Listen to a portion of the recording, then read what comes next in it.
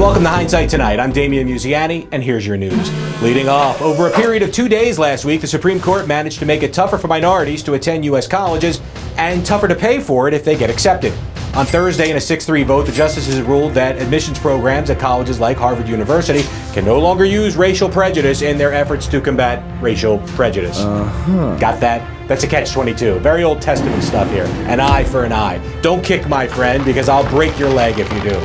Now, maybe that scenario conjures up a Charles Bronson vigilante umami taste in your mouth, but remember, a leg for a leg leaves everybody lame. But don't worry, because that same 6-3 majority SCOTUS vote came raining down again on Friday to kill off President Biden's student loan forgiveness plan, so at least minorities shut out of college won't have to actually pay for it now. Okay, that's really not a silver lining at all. Media and celebrities cried foul all weekend long, but a recent USA Today poll showed that most of the country didn't support Biden's plan anyway. And Harvard's admission sheet shows a higher percentage of Black, Asian, Native American, and Native Hawaiian students enrolled than in their overall representation in the United States. Whites make up 59% of the country, but only 40% at Harvard, so maybe affirmative action has already, dare we say, worked? One of the biggest defenders of AA and the first female Supreme Court justice ever, Sandra Day O'Connor herself, said in 2003 that during the 2020s, the need for racial preferences in college will no longer be necessary.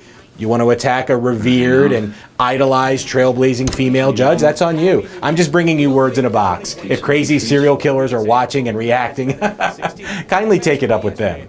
But the notorious 9 weren't through yet. They also ruled on Friday that a Colorado website designer, regardless of state law, can refuse to work for same-sex couples by simple preference. The artist in question, Lori Smith, said a gay man named Stuart inquired about her services in 2016 for his upcoming wedding to his boyfriend, Mike. The court basically said that if a web designer doesn't like gays, they don't have to provide service to gays. Only one problem, though. It turns out Stewart's not really gay. In fact, he's been happily married to a woman for the last 15 years and says he never contacted the plaintiff to begin with. That means that a major setback to the LGBTQIA+ movement was helped along by an apparently fabricated website request that nobody seemed to fact-check until after the fact. Still with us? Oh, did we mention the Supreme Court vote on this issue was again 6-3. All of these cases were divided exactly along political lines. And the overall SCOTUS message this week seems to be, we will preserve your freedom at all costs, even if we have to take away your freedom to do it. Catch-22. And that's your news. Have a great week. Don't forget to like us and subscribe. And I'll see you next Sunday with Fresh Hindsight.